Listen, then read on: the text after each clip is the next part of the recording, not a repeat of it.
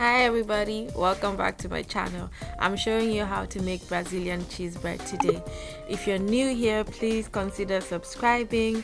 Please turn on your notifications so you're notified every time I post a video, and I post new videos every Friday. Let's go make Brazilian cheese bread. Yay!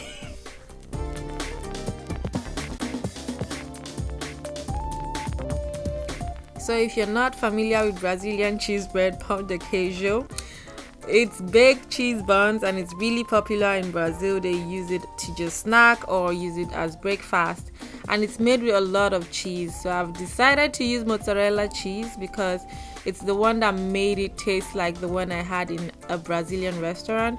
But other options would include Parmesan or cheddar cheese, or you can go 50-50 on the mozzarella and Parmesan. I would actually be doing that the next time I try to make Brazilian cheese bread. But this is my first time and it turned out amazing. So yeah, I would recommend mozzarella cheese.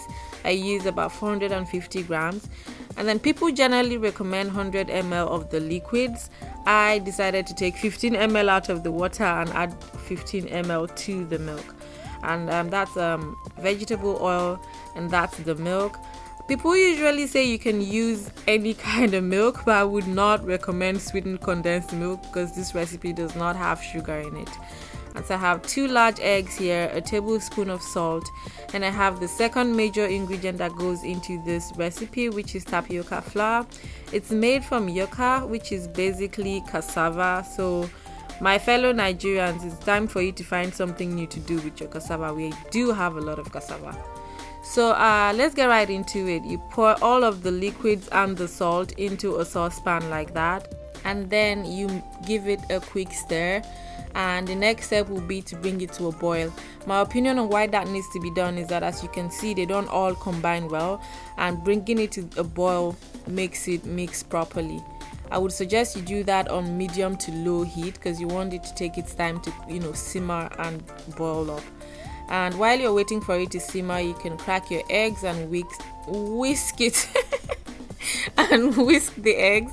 You don't need a hand mixer for this because you basically just need the eggs to combine the yolk and the egg white. So you can use a fork, but I mean, if you must use a whisk, just do that for like 10 seconds just so it mixes up like that. And then it's time to check on the milk mixture. Now you want to watch it keenly because in fact the moment it starts boiling, it starts to do what you're going to see next. So it's just as it starts to boil, you take it off and put it in the bowl with the tapioca flour. Now spreading it around like that kind of helps it go around as much flour as it can. And because you can't get your hand in there, it's really hot, I would suggest you use a spatula like that and just try to get in a lot of moisture into the tapioca flour as much as you can. You won't get like a proper dough at this point, you're just going to get like crumbs, but that's exactly what you're looking for.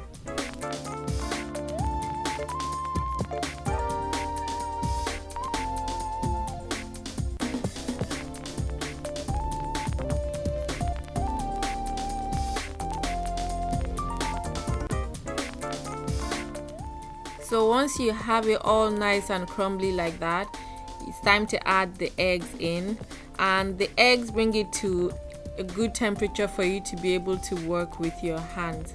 Now, a secret to great Brazilian cheese bread, like I have learned, is just how much effort you put into working the dough. How much effort you put into working the dough is directly proportional to how great the Brazilian cheese bread will turn out. Now at this point, your dough might look a bit dry. Don't get discouraged, it's as it should be. The adjustment you can make is to whisk 1 egg and add it in, but I had faith with the recipe that I got, and I was just going to follow it. I already switched around the milk, so I wasn't going to do any more switching around. So you have to work it in and get all of the white stuff into the dough, and then it would be time to add the cheese. I spent about 3 minutes doing this, just working the dough and trying to get out all of the white flour. and then I added the cheese. Cheese time. Okay, so after you've added the cheese, you want to work it in for another 7 minutes, so a total of 10 minutes at the minimum, right? So you just work it in for like 10 minutes. Put in the hard work, guys. What you're going to get from this dough is worth all of the work that you're going to put in. So give it a good 7 minutes of working. If you haven't subscribed to my channel at this point, please subscribe. Please like this video. I know you like it. If you try, you like it. You know what I'm talking about. And please share it on all your platforms. That's how much help I need for you to keep sharing it, and for this channel of mine to become like a household channel. I would really appreciate that. So after 7 minutes, that's what the dough looks like. It's soft and fluffy and cheesy. It's shiny, almost like there's some oil in it. Of course there's oil in it, and look at that. That's what you expect. Once it's brought out some oil like that, you're ready to make your balls. That's the texture you're looking for. And I use my tablespoon. I did a video of my measuring cups. You guys should really check it out. You get all of these measurements and what you can combine when you need to combine something. One thing that I did not mention, the flour, that's 500 grams. If you have a household kitchen scale, you should measure it out and make sure it's exactly 500 grams. If you do not have that, then you can use 2 leveled cups of tapioca flour. Now, if you see what I'm doing, I'm just cutting the dough and rolling it around with my hands. You want to try to maintain the same size all around so that all of them can bake at the same time, at the same temperature. I haven't mentioned again, you have to be preheating your oven from like the beginning at 350 degrees. Preheat it to 350 degrees. And for this buns, you do not need to oil your pan. You just put it directly on your non-stick pan. I hope you have non-stick pans. And I was able to bake about 12 at a time in this round stuff for about 20 to 25 minutes. So once that's done, as you can see, there's still a lot of dough left. You can now roll out the rest of the dough, refrigerate it, which is the great thing about this recipe. You get so many balls. You get so many balls for subsequent use. So you want to put them out in like a flat plate. If you have like a very large refrigerator that you can put like a full-size baking pan, I don't know what the measurement is, you can literally just put these on the pan and put it directly in the freezer for it to freeze up.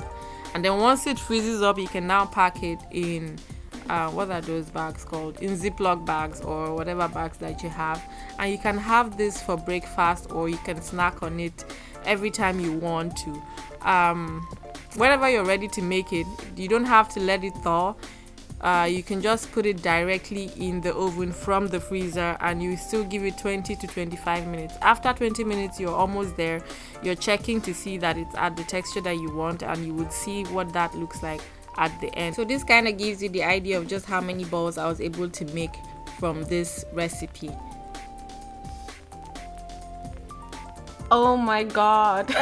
It looks so amazing in there. I know you guys can't really see it, but I can, and it looks so good. And I just want to take this opportunity to thank my mother, my grandmother, and all the women that came before her, all of my ancestors, for teaching me to cook, teaching me not to be afraid to get into the kitchen, because this Brazilian cheese bread, it looks amazing. This is my first try, like I said, and I feel good. Okay, bye. Now after 20 to 23 minutes, I think I left it there for about 23 minutes. This is what the Brazilian cheese bread looks like. It's beautiful, it's soft, and it has this golden crust under.